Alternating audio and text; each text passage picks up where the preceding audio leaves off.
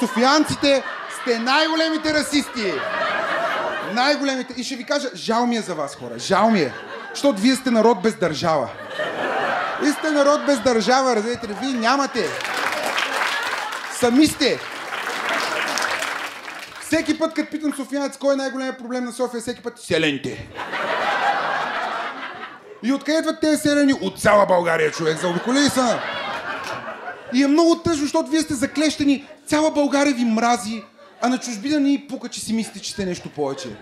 Супер тъжно е това. Защото като отиде някой софиянец при чужденци, като го пита откъде сме, I am from Bulgaria, but not from the village, you know, I am from a very special place.